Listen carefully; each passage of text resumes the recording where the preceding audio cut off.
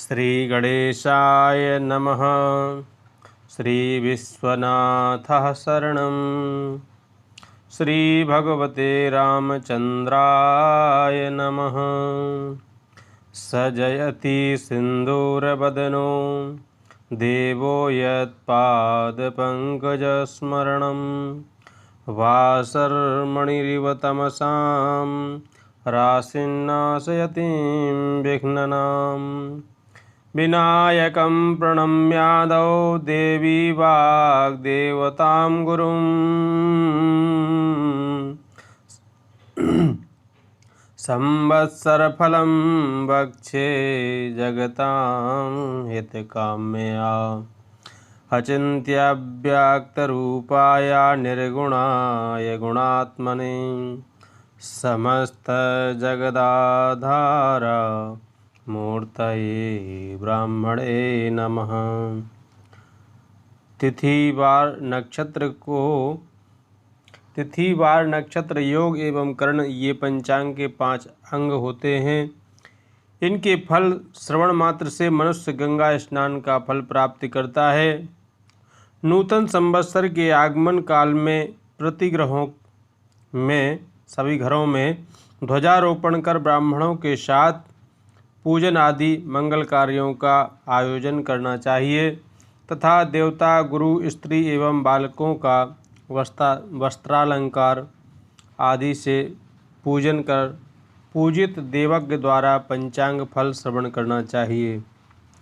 तिथि फल श्रवण से राज्य अचल, मंत्री फल श्रवण से कौशल, धान्येश से स्थिर लक्ष्मी, मेघेश से सरस वाणी और रसेश से धर्म, बुद्धि तथा दीर्घायु एवं सस्येश के फल श्रवण मात्र से विमल बुद्धि एवं शुभ फल की प्राप्ति होती है।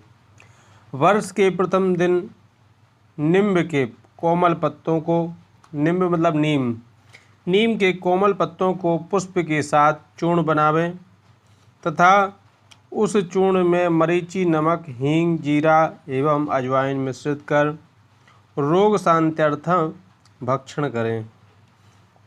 पुराण पुरुष ब्रह्मा जी की ब्रह्मामान से परमायु 100 वर्ष की है। ब्रह्मादि देवताओं का दिनमान 1000 महायुग का एक ब्रह्मादिन तथा ब्रह्मादिन मान से 100 वर्ष की ब्रह्मा की पूर्णायु होती है। 1000 ब्रह्मादिन की एक विष्णु घटी तथा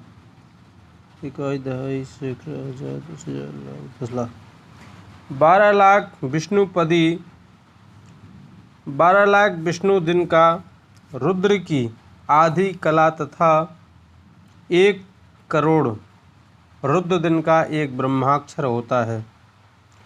प्रसंगानुसार चतुर्युग व्यवस्था। कार्तिक शुक्ल नवमी प्रथम प्रहर श्रवण नक्षत्र एवं वृद्धि योग में कृतयुग की उत्पत्ति हुई।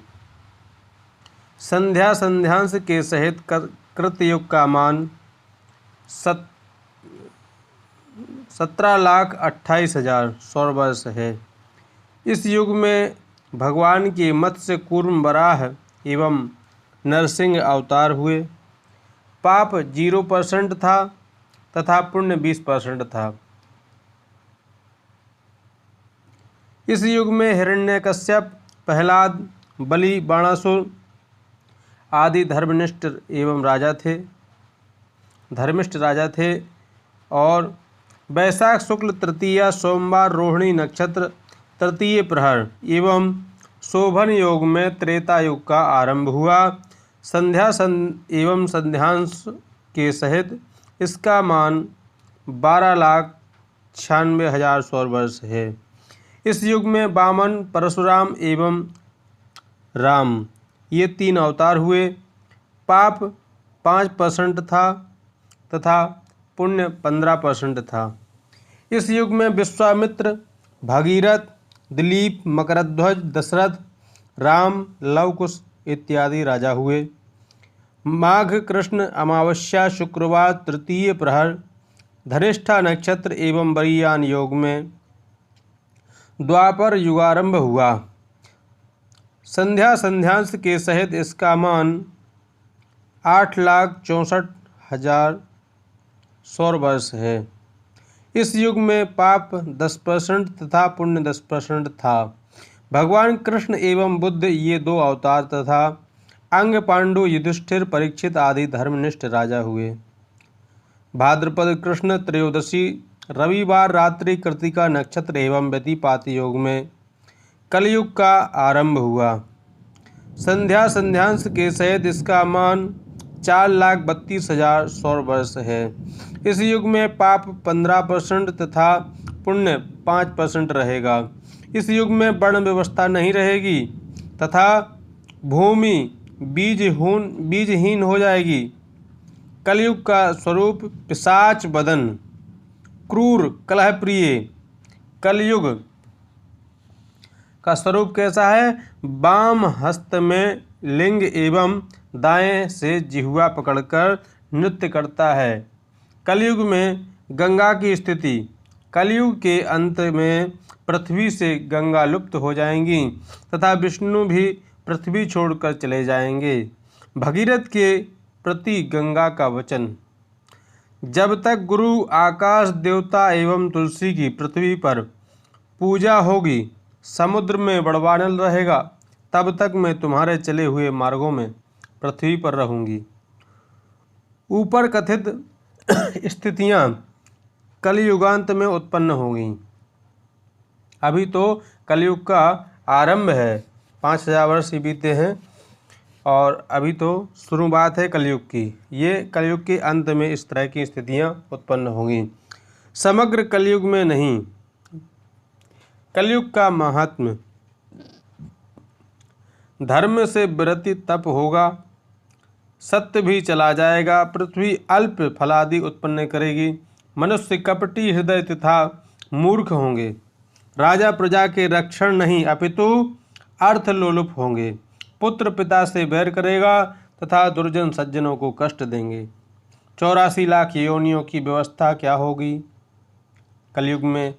9 लाख जल में, 20 लाख पृथ्वी पर निवास करने वाली, 11 लाख कीड़े, 10 लाख पक्षियों, 30 लाख पशु तथा 4 लाख मानव योनियां हैं। कलयुग में मनुष्य तथा हाथियों की आयु 120 वर्ष 5 दिन। महल, तालाब, कुआं, नगर, वृक्ष, काक, सिंहों की आयु 1,000 वर्ष। घर तथा ग्रामों की 5,000 वर्ष। पिंगलों की 150 वर्ष। कछुओं एवं मगरमच्छों की 150 वर्ष। व्याघ्रों की 64 वर्ष। शूकरों की 10 वर्ष। गायों की 25 वर्ष। मृग की 24 वर्ष। घोड़े की 32 वर्ष। भालू, बंदर एवं मंडूकों की 30 वर्ष। गड़दभ तथा ऊँटों की 25, पक्षियों की 20, बिल्ली तथा श्रृंगाल की 12 वर्ष, कुक्कुट यानी कुत्ते की 8 वर्ष, मूषक की 4 वर्ष, चींटियों की 1 वर्ष, मक्षिकादियों की 31 दिन परमायु होगी। मक्षी आदि जो मक्खियाँ आदि होती हैं, मच्छर वगैरह, इनकी परम आयु 31 दिन तक की होती है। कलयुग में 6 शक तथा स्थापकों के सौर वर्ष नाम। कलयुगारंभ के पूर्व इंद्रप्रस्थ में युधिष्ठिर का 3044, उसके बाद उज्जैनी में विक्रमादित्य का 135, नर्मदा के दक्षिण में शालिवाहन का 18,000, भविष्य में विजयाभिनंदन का 10,000, नागार्जुन का 40,000। उसके बाद 821 वर्ष कलयुग के शेष रहने पर संभल ग्राम के गौड़ ब्राह्मण के घर में कल की अवतार होगा। पृथ्वी पर क्षार सिंधु के उत्तर में जम्बूद्वीप, दक्षिण में शाक, सालमल, कुश, क्रौंचा, गोमेद, पुष्कर, द्वीप स्थित है। इस जम्बू द्वीप में पृथ्वी, भारतवर्ष, हरिवर्ष, भद्राश्व, केतुमाल, रम्यक, हिरण्यवर्ष, कुरुवर्ष, किन्नर एवं इलाव्रत वर्ष से आवृत है। समग्र पृथ्वी लवण, क्षीर, दधि, घृत, इक्षुरस, मद्य एवं स्वादुजल रूप सप्त समुद्रों से घिरी हुई है। इस भूमि के अंतःपट में तल, अतल, सुतल, वितल, तलातल, रसातल एवं पाताल ये 7 विभाग हैं। संप्रति ब्रह्मा की आधी आयु समाप्त हो गई है। उत्तरार्ध में प्रथम वर्ष, प्रथम दिन एवं सूर्योदय से 13 घटी 22 पल व्यतीत हो चुके हैं। इसी क्रम में वर्तमान सहस्त्र वर्षात्मक कल्प के स्वयंभू स्वारोचित उत्तम, तामस, रेवत एवं चाक्षुष ये 6 मनु तथा वर्तमान वैवस्वत मनु के 27 महायुग तथा 28वें महायुग के कृत, त्रेता तथा द्वापर नामक 3 पाद व्यतीत होकर वर्तमान कलयुग चल रहा है। कल्पारंभ से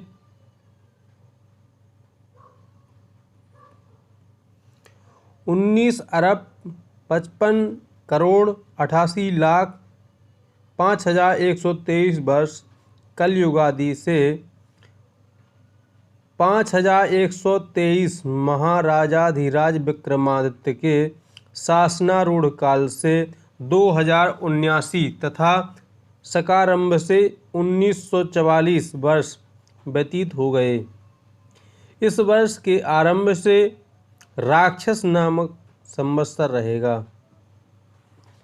वैशाख कृष्ण त्रयोदशी गुरुवार को 25-29 इष्ट पर यानी 25 घटी 29 पल पर दिन के 3:45 पर 28 अप्रैल सन 2022 को नल नामक संवत्सर प्रारंभ होगा, किंतु संकल्प आदि में वर्ष पर्यंत राक्षस नामक संवत्सर का ही विनियोग करना चाहिए। जो संवत्सर वर्ष के आरंभ में होता है वही संपूर्ण वर्ष तक माना जाता है। राक्षस संवत्सर का फल कोद्रवा शालिमुद्रा मुद्रादि पीड़ितम च वरानने सर्वधान्यानि चार्घाणि राक्षसे पीड़िता प्रजा। राक्षस संवत्सर में कोदो, धान, मूंग आदि सभी अन्न नष्ट होते हैं तथा जनता को कष्ट होता है। इसके बाद नल नामक संवत्सर का फल दुर्भिक्षम जायते घोरम धान्यमौषधि पीड़ितम नले चा धन धान्यानि समाख्यातम वरानने। नल संवत्सर में अन्न तथा औषधि की कमी तथा अन्न महंगे होते हैं। राजा शनि इस वर्ष के राजा हैं, जो शनि देव हैं। तो राजा शनि फल शनेश्चरे भूमिपतो सकज्जलम प्रभूत रोगे परिपीडिता जना युद्धम न प्राणम बहुतस्कराद्वयम भवन्ति लोका क्षुधया प्रपीडिता। शनि के राजा होने पर कम वर्षा, जनता को कष्ट, राजाओं में युद्ध, चारों का आतंक तथा लोग भूख से पीड़ित होंगे। मंत्री गुरु फल गुरु जो हैं देवगुरु बृहस्पति मंत्री हैं, तो इनका फल क्या होगा इस वर्ष में?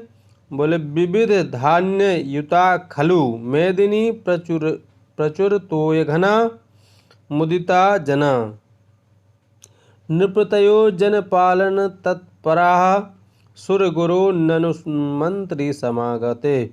यदि गुरु मंत्री हो तो पृथ्वी विविध प्रकार के अन्न से युक्त प्रचुर वर्षा, जनता प्रसन्न, राजा लोग प्रजा पालन में तत्पर होते हैं। सस्येश सूर्य फल इस वर्ष के सस्येश सूर्यदेव हैं, तो इनका फल क्या होगा?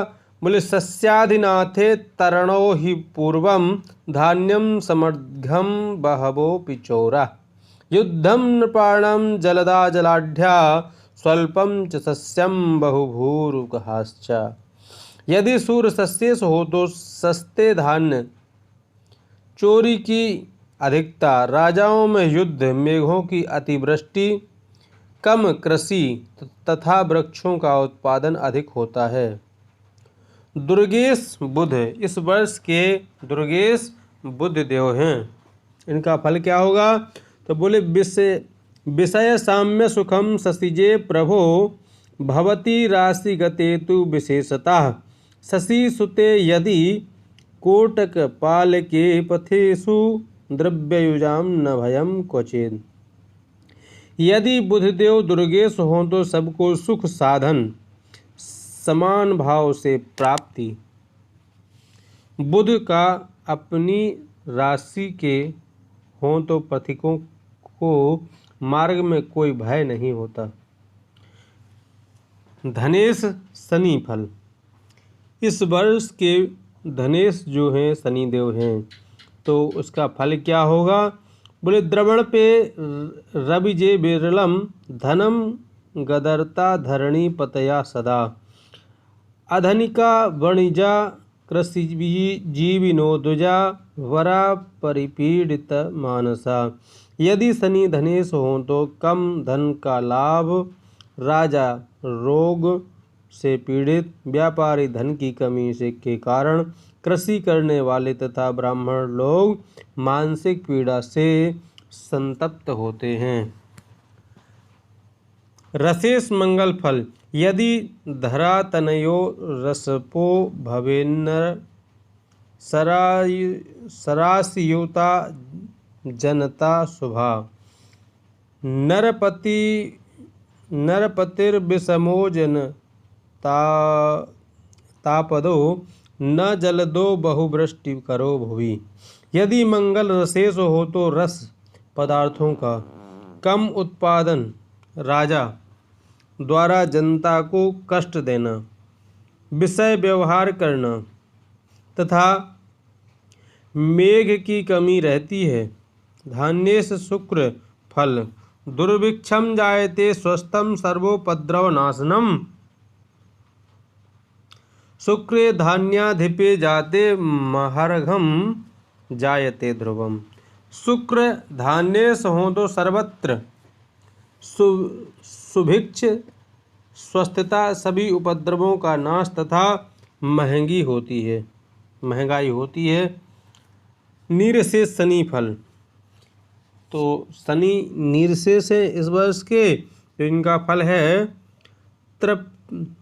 त्रपुपिंडा दिलोहानम कृष्ण वस्त्रादि वस्तुनाम अर्धवृद्धि प्रजाएता मंदे नीरस नायक है। यदि शनि नीरसेश हों तो सीसा, लोहा आदि ठोस पदार्थों एवं काले वस्त्रादि वस्तुओं में महंगाई होती है। फलेश बुध फल, तो इस वर्ष के फलेश जो हैं वो बुधदेव हैं। इनका फल क्या है? यदि बुधे फल पे फलमुत्तमम जलधरा जलराशि मुचस्तदा।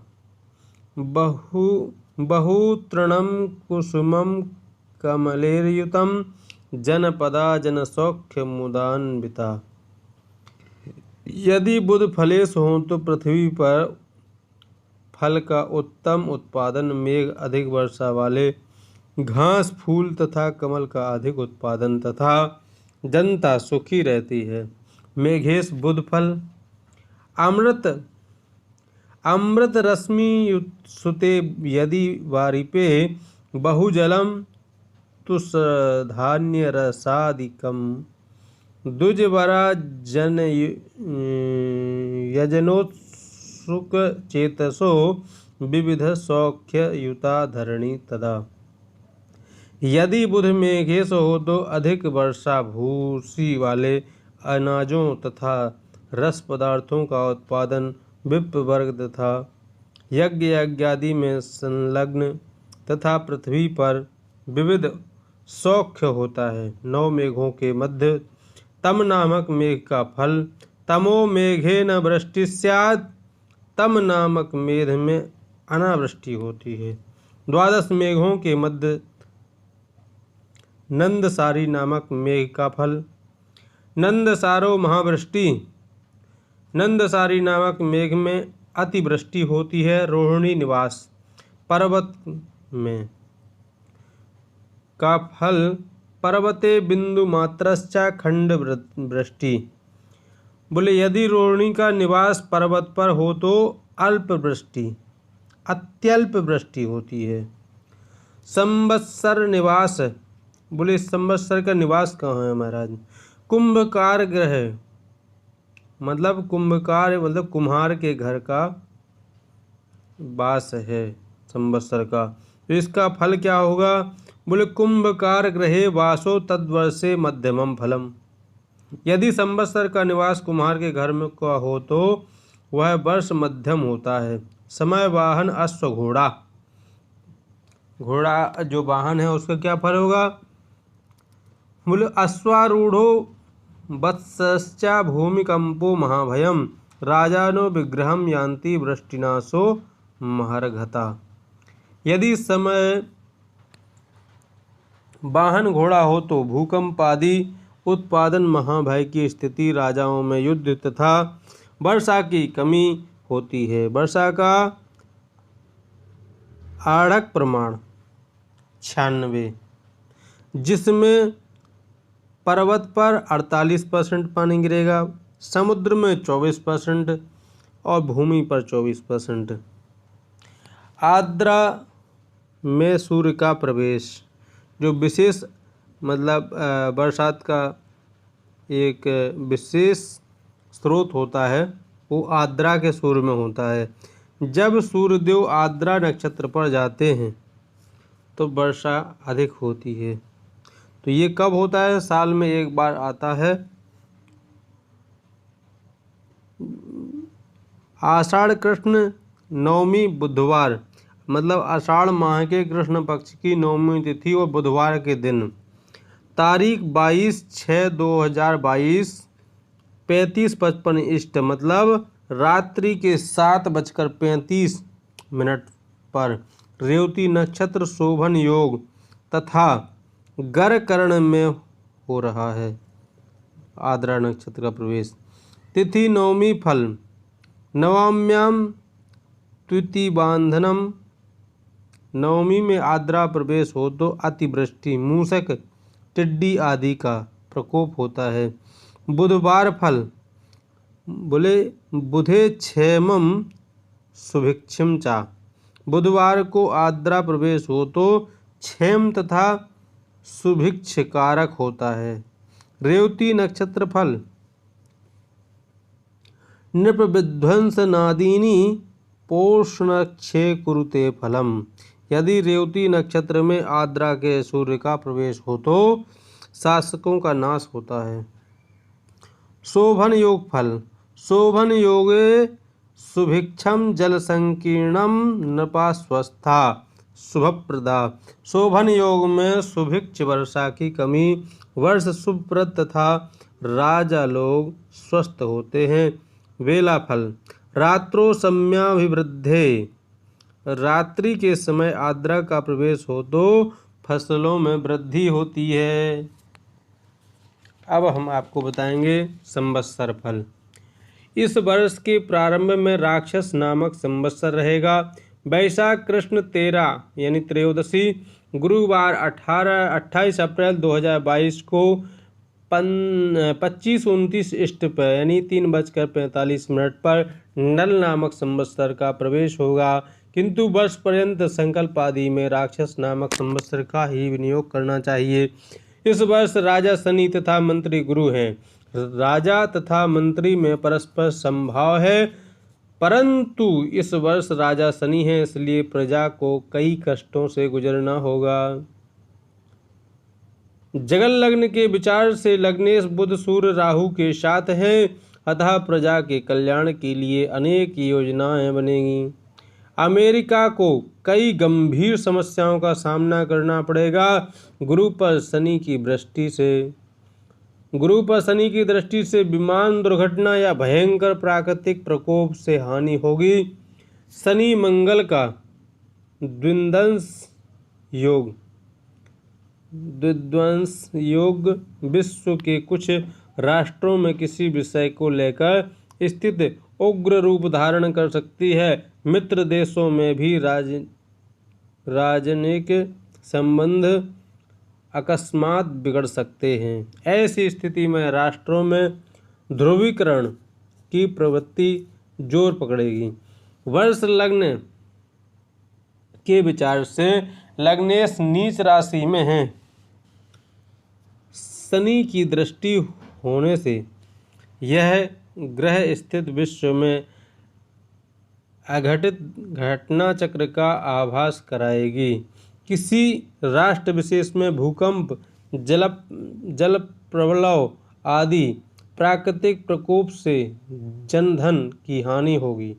यूरोपीय देशों की ग्रह स्थिति से पश्चिमी जर्मनी, फ्रांस, इटली, रोम, स्पेन, ब्रिटेन, आयरलैंड में कहीं भूकंप आदि प्राकृतिक प्रकोप होगा। मुस्लिम राष्ट्रों में आंतरिक संघर्ष से सत्ता परिवर्तन के योग हैं। नव वर्ष प्रवेश में भारत की प्रभाव राशि मकर है, लेकिन वृश्चिक लग्न में नव वर्ष का उदय होने से पश्चिमी शांत विशेष में कमी 9 मास तक दुर्भिक्ष की स्थिति बनी रहेगी। उत्तर में विपरीत जलवायु के कारण फसलें प्रभावित होंगी। सोना चांदी धातु महंगाई अधिक पकड़ेंगे।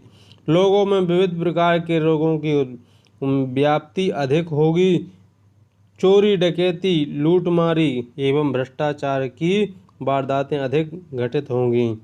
आद्रा प्रवेशांग के विचार से आद्रा प्रवेश कुंडली में धनुष लग्न में है। लग्नेश गुरु सुख भाव में जल राशि में है एवं चंद्र भी जल राशि में है।